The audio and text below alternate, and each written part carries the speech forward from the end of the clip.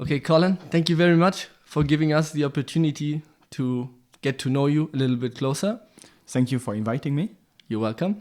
We are at the Champions League in Labonne 2024. How's it going so far? So far, it's going pretty good. The first session just happened today. The team was great. We scored good points, so hopefully it's going to stay like this for the rest of the weekend. That's good. The last time we were here in Labonne, it was a lot of rain in the World Individuals. Yeah. You had an incredible run in the World Individuals. You were the individual world champion for 4 consecutive years. And last year, Lucas won the World Individuals and took the title from you. Since then, what have you adjusted? What have you changed in your mind, in your preparation, in the way that you are competing? Obviously, whenever you compete at this kind of level, you want to get into the details and prepare yourself as much as you can. But in my opinion, this is something I've been doing since a few years now. Last year final, the fact that I lost, in my opinion, it comes from different reasons that I lost. The horse was not as good as usual, and for this I kind of blame the weather that got the arena to it, in my opinion. And obviously I didn't play as good as I usually do, and it's basically me not being good enough on that precise day that allowed him to be able to beat me, plus the fact that the horse was not as good as he usually is. So it's not about right after the competition when you look at it, and obviously you try to analyze what you did good and what you did wrong and what you could do better. Last year, to be honest, I've thought about it for a long time. I didn't sleep for a few nights right after the final. And the more I think about it, the more I think it was better. And I'm not going to change anything in my training because it worked. I don't think it's because of a lack of training that I didn't win. To be honest, I think it's just that precise day he has been better and I haven't been good enough. And the conditions were not in my advantage. That's how I feel about it. Obviously, you want to win. It's my fault. The bottle fell because I didn't catch it. That's a stupid mistake. That's my fault. And the horse was not as fast as usual. That's the weather fault, or maybe because he's getting a bit older. Whatever. It's just how it is. I don't think it's my preparation that was wrong. Yeah, and unfortunately, I had to watch the final. Yeah. So I didn't sleep so well too. But to me, I was watching your sessions, and I wasn't watching the semis, but I was riding in the semis, so I could feel it. And you felt very, very dominant. It was like, to me, it looked like you were in a different league to everybody else. And it looked like the same for the first 4 races in the final, until the bottle went down. And then from then on, it just looked like it was difficult for you to be the same, to keep the same performance as before the bottle fell. Yeah, I have to disagree. Maybe it looked like it from outside, but from the inside, from my perspective, losing the bottle was not too much of a trouble for me. I was a few points ahead. It was only the 3rd race, so I make the bottle fell on the floor. I lose the few points I had ahead, but there was still 7 races left, maybe 6. So there's a lot of points to take still. And the good races that I had did not even pass yet. So I was not afraid, I was not scared. I know the World Individual Finals, I know how long it is and how many things can happen. So I was not scared and I did not panic after the bottle. Problem was, and I mean, when you talk about performance in sports, you've got a lot of factors in general that you have to take into consideration. Yeah, Carlton race took a bad start. He took an amazing start, and after I was lacking of speed, as I said earlier, the horse was not fast enough. He's not the fastest already, but this week especially he was not the fastest. So, and the turns were hard. So all of these little imprecisions didn't make me able to get the few points I needed. And bottle was not a problem. Carton was a massive problem. After carton race, I knew it was impossible. I was going to catch him back. Except if he did make a mistake. Other than that, I was not going to be able to catch him back. Like the races that we had left, he was going to, even if I won all the races, he was going to be second. So there was just nothing to do anymore. So the reason I came to the conclusion it looked different before the bottle to after the bottle was, for me personally, was the tire race, because I have been against you a lot of times, and I would say I lost the world championship because you beat me by a nose, not just the tire, but also the tire. And then 2 years ago, you also beat me on the line in tire, and I know kind of tire is always spot on for you. So I was like, okay, this is not normal, but maybe. What did I do? I don't even remember it. Well, just not as good as usual. Yeah. I don't know if it was a double turn, like the getting off was maybe a problem. Because he didn't get close enough or something. But I honestly have no idea. I don't even remember. But usually you would have won the race. That's what I'm saying. Yeah. And I was. And who won it? Yeah. Was it Rory winning it? Could be, because Rory is usually one of the people that is good in tire and individuals too. Yeah. But that's just okay. Yeah. That's why I come to the conclusion, because that's a race where I'd say, okay, Colin is always the same. Maybe he doesn't win it, but he's second at least. So yeah. I mean, that's possible. But even if my performance, as I said earlier, was not as good as it usually was, mentally I was doing great in the final. I just left go after carton, trying to keep the second position, obviously, but knowing I was not going to get the first one back. So maybe it played a role in what happened after. But yeah, mentally I was doing great. It's just that from like the third, fourth race, I kind of felt that it was not my day. I couldn't make it. Whatever I could do and how much effort I was going to put in, I could felt that it was his day. He was great, and the horse was amazing. His horse was amazing. Mine was not feeling as good as usual. I was not feeling as good as usual. So, yeah. Yeah. I think it's an interesting topic, because since 2015 it was only you and me winning, and I think for the sport it's good to have somebody else in it, because it makes it more interesting, of course, for everybody to participate, and it shows it's possible for everybody to do it, because Lucas did it. Yeah, of course, but I mean, of course, it's always better. It's always great to have new people winning and not always the same person. But at the same time, I mean, I felt it a few times. You all as well, because you won it a shit ton of times as well. It's not because we won multiple times that we were not close to not win it, because the others were pushing us all the way through. Like I remember a time against you, against Mitch, against Sadie a few times as well, where she was really close until maybe one or two races, and like the two last races. But before that, every time it was really close. I never felt like it was gonna go easy, or it was gonna be an easy competition to win. So in my opinion, even if we won it, you as well, a few times, every single time, everybody else could have won it as well, depending on how we would play. Yeah. So obviously you said you didn't have the greatest time straight after the competition. No. But I think it's usual that in sports, a lot of people say, okay, the most improvement you get from defeat, of course, and you get better from losing. And what do you think this not winning this title, where and how does it make you better? I don't know if it's especially this title, because obviously in my career I lost a lot of times, because you just don't win all the time.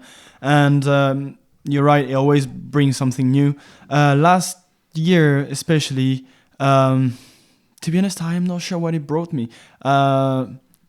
Because, as I said, if I did consider that my preparation was the problem, or the horse, I didn't train the horse enough, or I didn't train myself enough, I would have learned from it and worked more. That's what happened in 2018.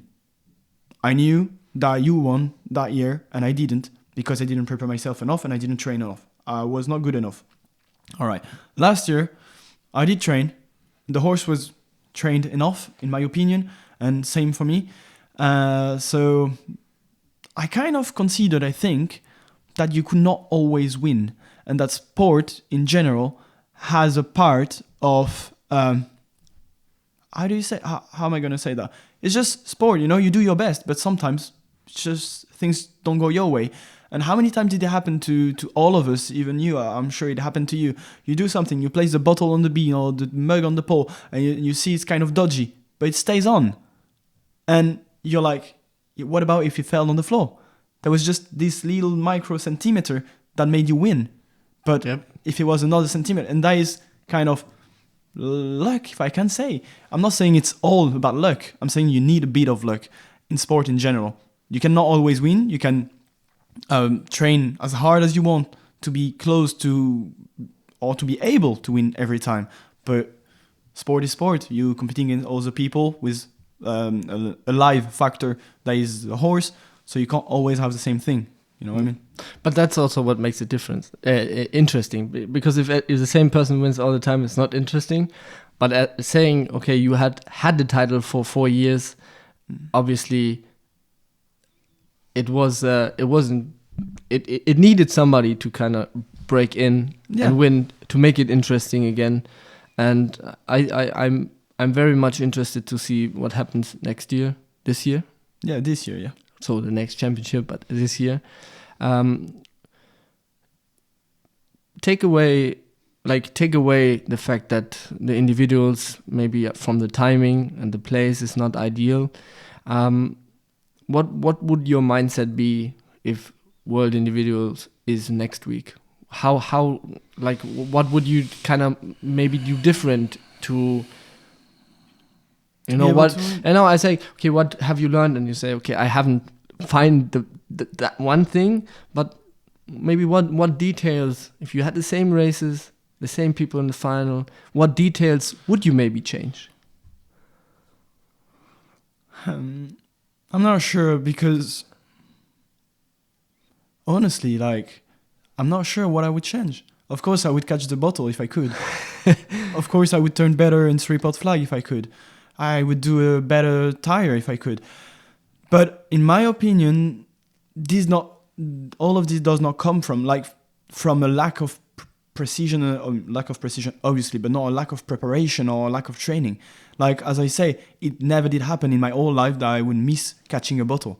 And it happened on that precise day. But sometimes, what I think sometimes is when you do the mistake, from then on, you put a little bit more focus onto, okay, I'm actually going to get it. Because I would say for the ones that are at the top, playing in the A final, getting a bottle is something that is easier than putting the bottle down. So we don't put so much attention to it when it happens, because we are coming around the top, we are trying to get the horse to full speed, and we just get the bottle, and then we come up, we kick again and look for the line. So picking up the bottle, there's not so much focus. No, there's not. And sometimes it just needs that one mistake. Of course. From then on, you'll always have focus to have it. I mean, I do remember you doing a world individual final in Chepstow on high-low on the way up. First race of the final, you kicked the ball off the cone. What happened was that off the start, my stirrup, the right stirrup, got out of the saddle, and it was flying around. So, like, I mean, what were the chances? That's what I thought. It's like, no, this just didn't happen right now. Yeah, what were the chances? Like, in my opinion, same as for my bottle in the final. What were the chances I miss picking up a bottle? It's just, that's where that's where my mind comes from when I say, maybe when it's not your day, it's not your day. Like, on that precise day, you won, even though you made the mistake on a high-low. And that's why I always tell myself, whenever something bad happens, you don't give up. You fight for it till the very last race, and then you see what happens. But at the same time, sometimes it's not your day. You did the best you could, but somebody has been better than you, and you can't help it. It's just Yep. And Lucas is very good, and Poco as well. So Luca is amazingly good, and Poco is incredible as well. and he did increase his level a lot in the last few years, because I've been competing against him and you and Sadie and Rory and everybody a few times in individuals, but he never was as good as this time. Obviously he won, but as precise, and his mindset also changed a lot. I mean, I can say it because we ride together in the teams in the season, and his mindset changed a lot during the last 5, 6, 7 years that we rode together. Everything changed in his way of playing and how to conceive the whole sport that we all do.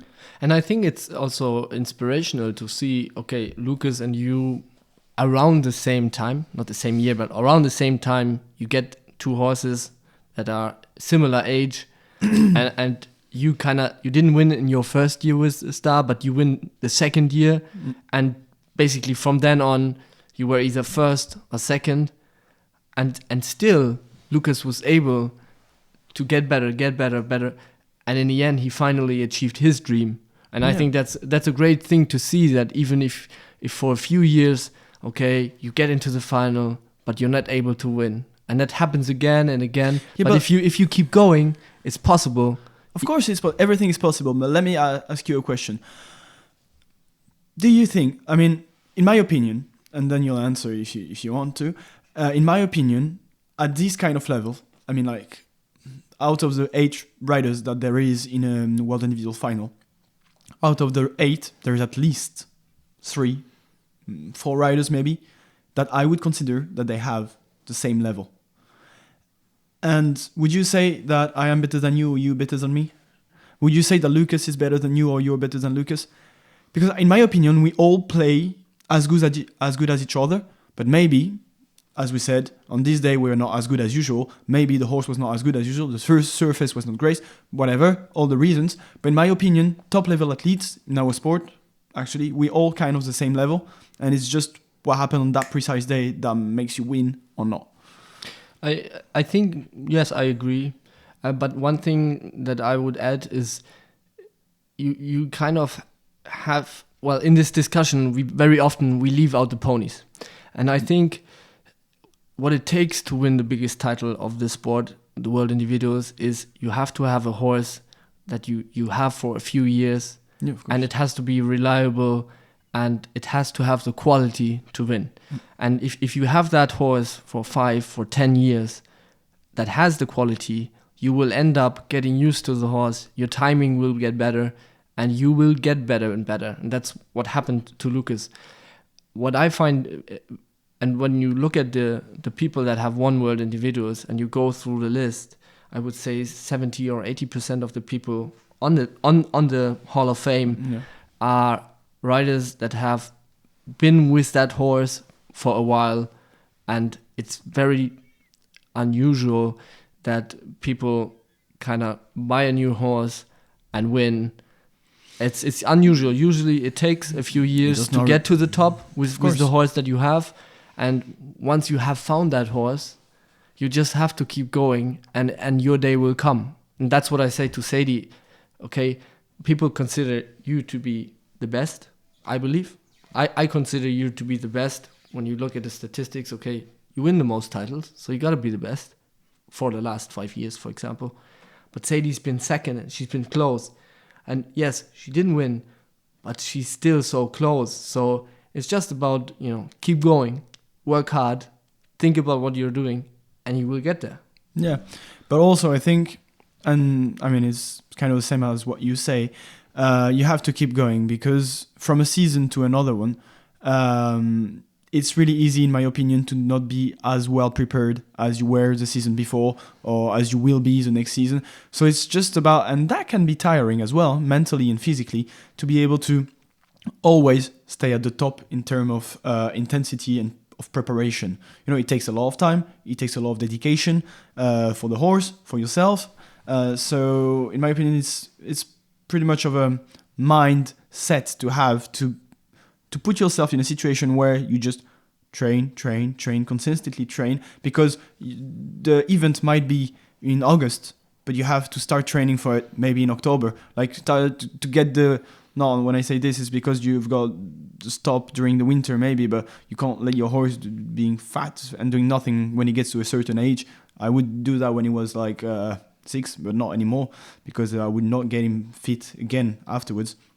But this is an all year of preparation basically, and when you do it 1 year and it doesn't work well, you get him second or third, it's really easy in my opinion to give up. So it's not easy mentally to put yourself in a situation where you just keep working and keep fighting for your dream or to get the title basically. And that's also the thing that makes it so hard, is you only have that one chance, and then you can wait for another year, and it's a long time. Obviously we don't earn any money from coming second or third or even first. No. And just staying there and keep going is what makes it hard. But especially when you have won one title or maybe two, when you're young, until you've kind of done everything the first time, everything is exciting.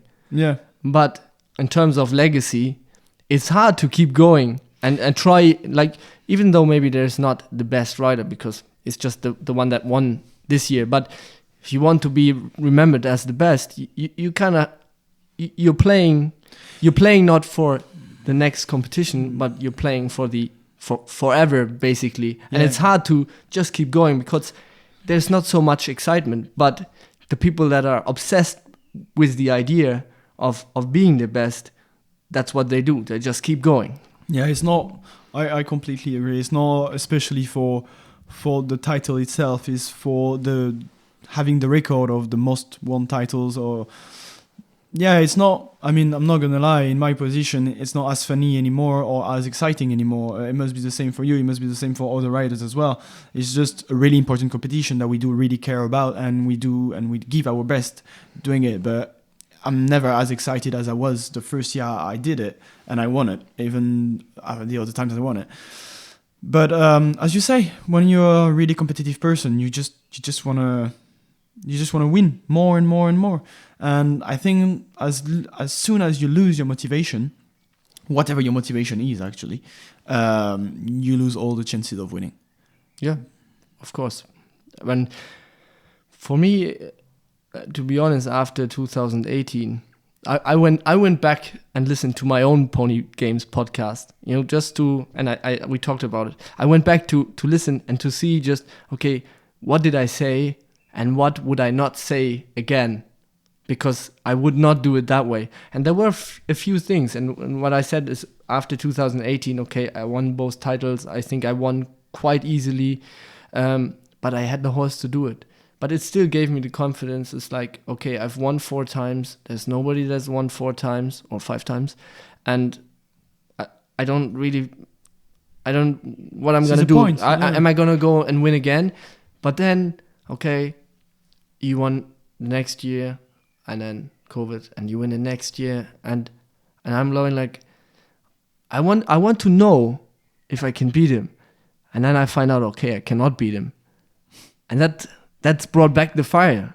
It brought back the old fire that I had in the beginning. So thank you very much, because you're welcome. It was my pleasure beating you. This excitement is what I do it for. Just to have a dream that I'm chasing. And it's not so much, okay, I have the dream to beat Colin, but I have the dream to perform at a level that is that high that I can beat him. Yeah, I think we do have to put things in perspective, because I think we can sound a bit cocky saying, of course, we I've won 2 times, there was no excitement anymore and everything. Some people dream about winning a world title in general, or even a world individual title 1 time in their life. So I think we do have to take in consideration that our motivation is probably different than the ones from other people. I think everybody has his own motivation, and it's important that everybody keeps his own motivation for himself, or like do what motivates you. But it's not being cocky saying, I need excitement and interest to be able to train as hard and stuff like that. But everybody needs it. And I think it's normal, because you have a saying that says it's harder to stay at the top than get to the top. And obviously there's a reason behind that saying. Of course, there is. Yeah.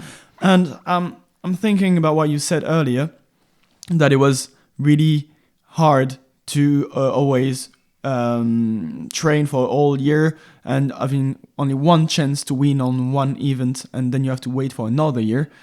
And it's really funny because then it made me think about a few people saying it's not normal that we have a world championship every single year. We should put it every 2 or 3 or 4 years. And I'm like, no, don't, please don't.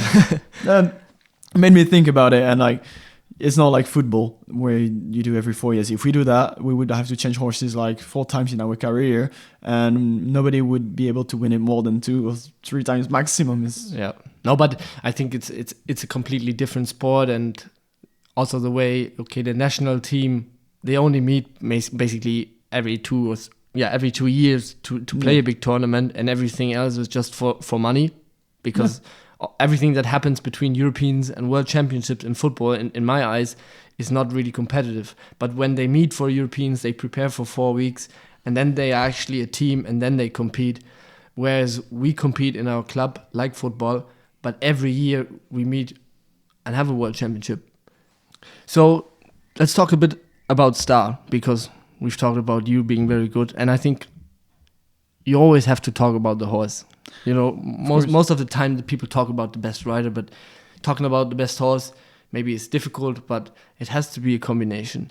And when I'm watching Star and I'm trying to compete against you and Star, I think everybody knows, okay, Star is not the fastest in Karten, never has been, but he is the fastest in sword, always has been. And there is no horse that is the best in everything. Maybe it's the fastest and it'll never slow down, but the start is difficult. And I think one of the reasons why you've been so successful, is because Star is so efficient with everything, except maybe the Karten. But it's just a small little thing that isn't perfect about him, but everything else is amazing. And people don't realize that the way he is in certain areas, especially on the equipment on the way home, makes it easy for you to have really good equipment. And I think it should be an inspiration for everybody else to train their horses in a way that they are not pulling and not fighting, but that they are relaxed, so that you can focus on your equipment. And how do you think, or with the other horses that you have at the moment, are you able to get them to do it similar to Star? Are they similar, or is it a characteristic that is really Star's characteristic? Before to answer your question, I'm first going to say that the other thing that is amazing, in my opinion, about Star is him being this consistent in his level of being, basically. You know, you more than often have horses that sometimes when they're tired, they cut the turns, or they don't go as fast, or whatever. It's been like maybe 10 years now that I have him, and he's been, except for 2 times, we said last year World Individuals and maybe the final World Individuals 2018, that's the only 2 times he left me down by being tired, and I came second. And like, I cannot say that coming back second is a horse that let you down, you know what I mean? Like, yep. So, in my opinion, he's exceptional also because he's always the same. It never changes. So it's just basically driving a car. So it makes it easier for me. I don't have to worry about the turn. I don't have to worry about slowing down. It's just, I know that if I do this, he'll respond the same way every time. And now I'm going to answer your question. And this is something I worked on with him a lot. And it turned out that it worked well. So I'm really happy about that. The other horses, well, the second one that I have, called Twist, it took a really long time. But he's better now. And he's starting to act like Star. But it's never going to be as much as Star, because I truly believe Star is unique.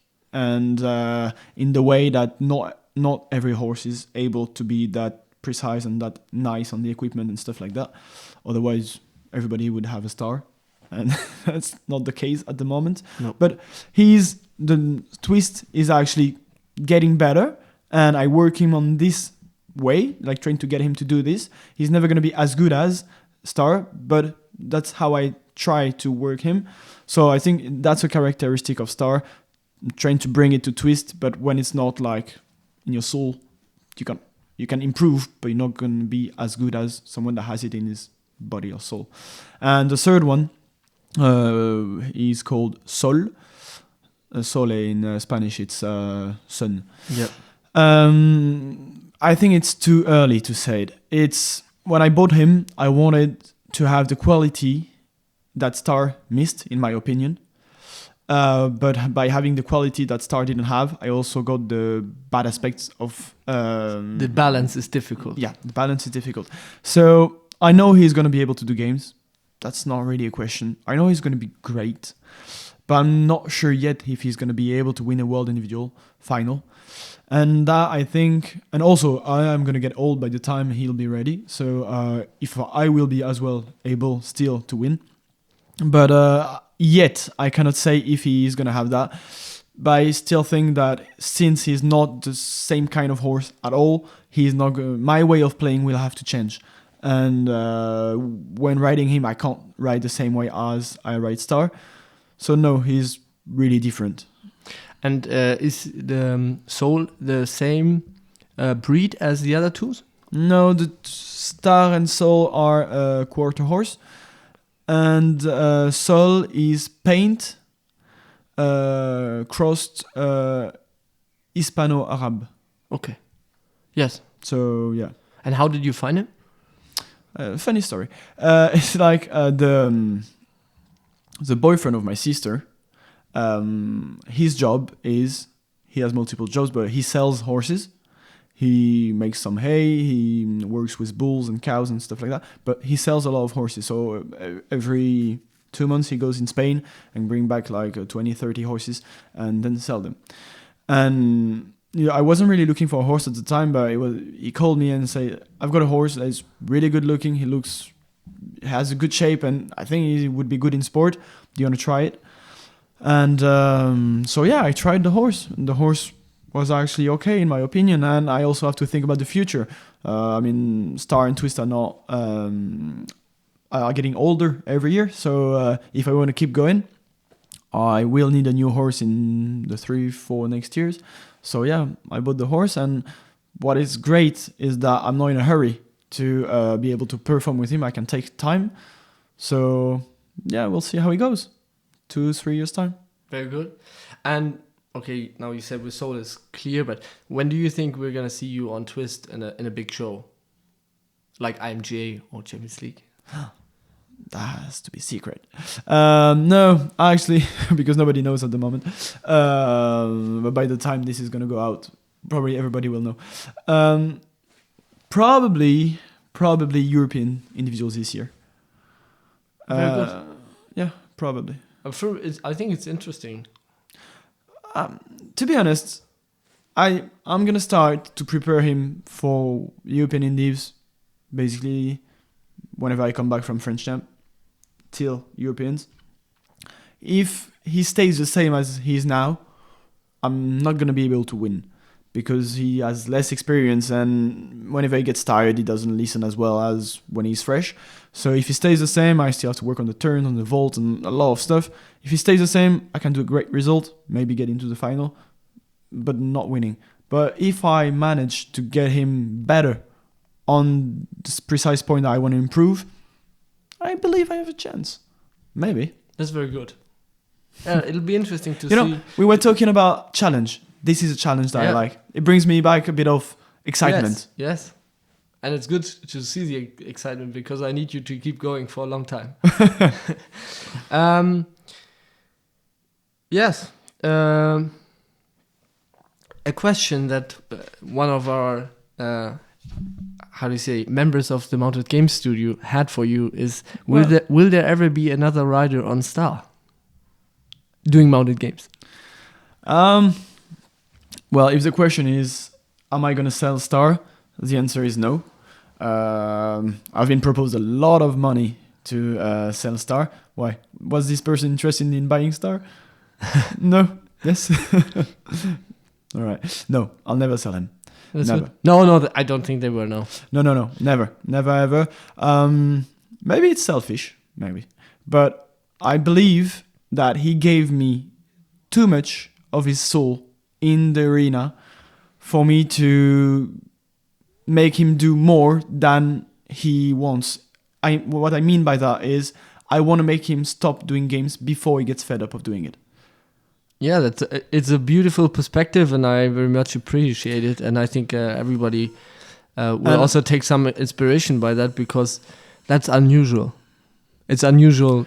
It's not unusual. It is unusual. Yeah, that's true. But I mean, like, when you have a horse that you did this much with and won this much, and you know how much he gave you, like when he was tired and he still gave his best, and it was like hurt out and all out, you can't make him go until he gets injured, or he go until he gets fed up and just has no emotions while doing it. At the moment, I know he kind of likes it.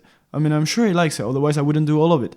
But I don't want to keep doing it with him till he's fed up of doing it. So I'm gonna stop. He's gonna be resting eating some grass and being fat, and he's gonna be happy. And I think now you don't have to answer it.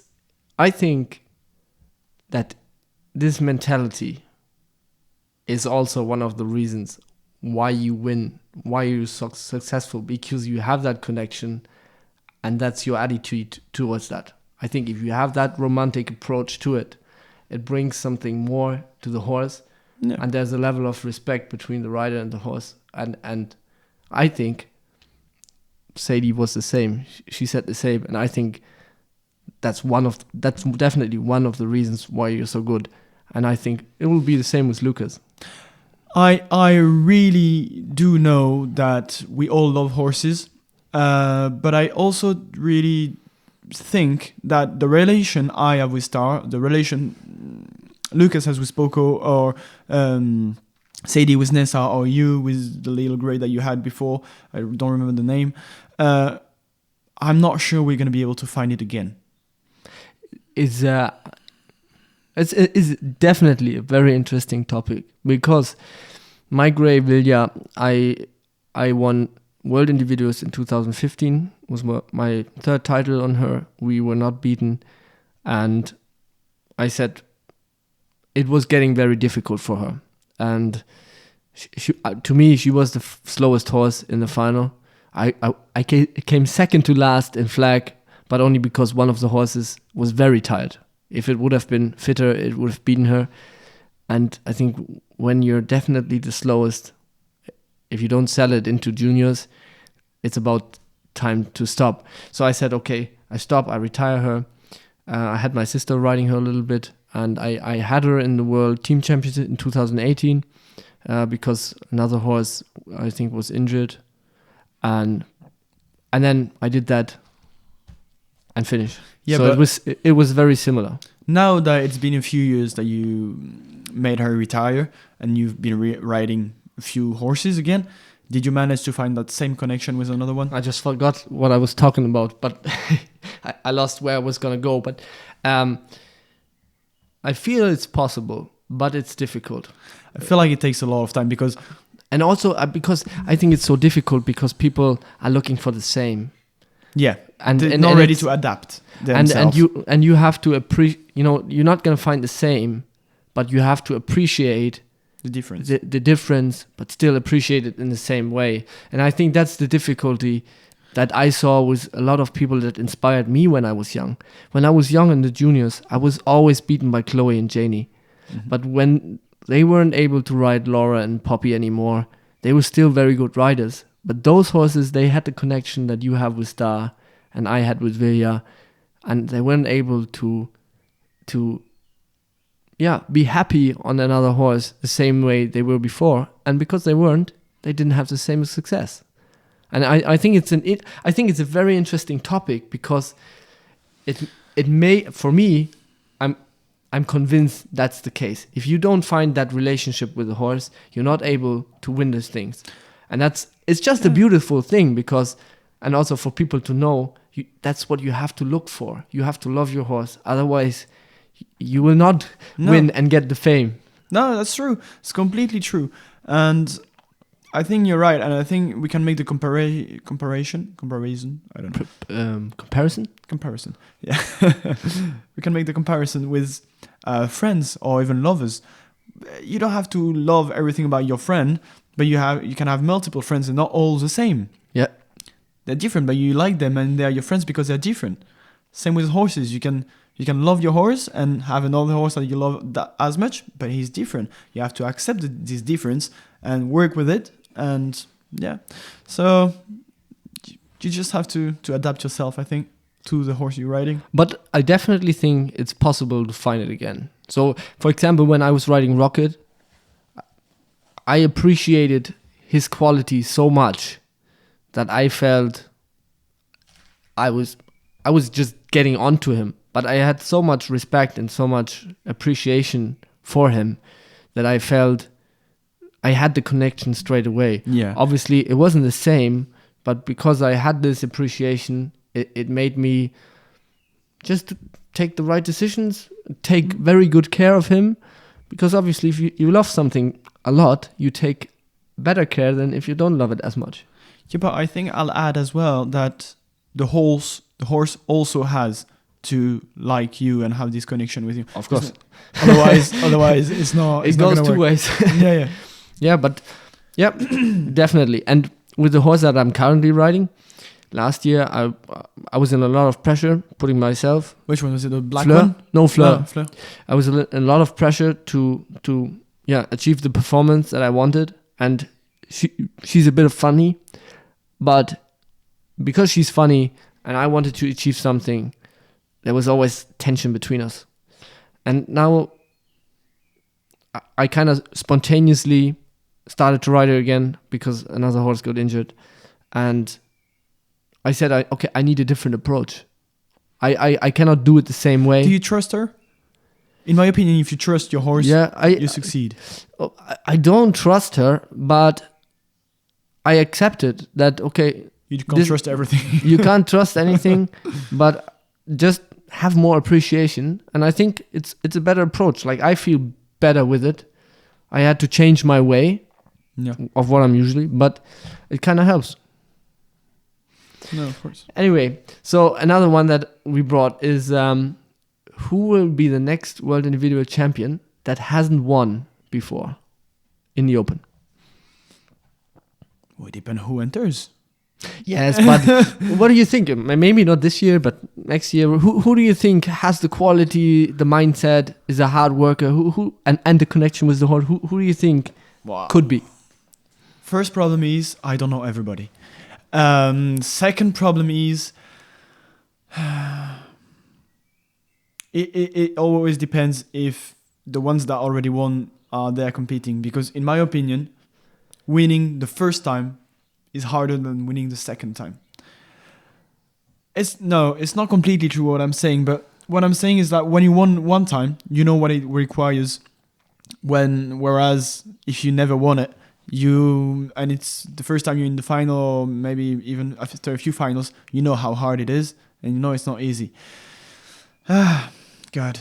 I mean, the young under 18s that just got into the Open category, in my opinion, they are still a bit young, too young, and don't have the mindset and not ready to handle the pressure as much as, because under 18 pressure is not at all the same. Would you think it would help those people if it wouldn't be under 18 but under 17? Because it gives them more time in the Open to adapt? Maybe. I'm not sure. Sure. Well, we don't have to be sure all the time. No, on this type of questions, I'm not the best because I have no idea. Well, there's no correct answer. Yeah, I know. So it's fine. Name a pony that is underrated, like a really good pony that maybe nobody talks about for whatever reason. Well, I told you I don't know everybody else, so how could I know everybody's horse? I have to think about everybody. No, just one. You just have to think about one. Find one pony that is underrated. That's tough. That's really tough. Well, you just are realizing that I'm focusing only on myself, maybe, not looking around. That's what you said. Yeah, because it kind of is true. I'm not looking around a lot. A pony that is underrated. I feel like everybody has a good appreciation of that pony. What I do think is that every pony, like if not every, like 90-95% of ponies in the arenas doing games are not used as a full potential. So I think we can say, I think everybody is pretty clear on how good the pony can be or is, but I don't think people realize that they are not using the full potential of the horses. Because if they did realize that, I think they would work more and harder to get better, to use the full potential of the horse, and also to make the life of the horse easier. Because when you're doing plenty of mistakes and you have to turn around and come back, it's just a bit boring for the horse, isn't it? Yep, true. Colin, thank you very much.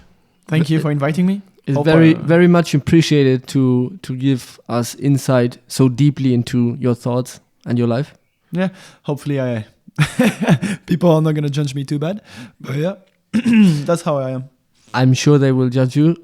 Of course, they always do. But that's not a problem. And thank you again very much. Thank you very much. See you tomorrow on the field. See you tomorrow on the field.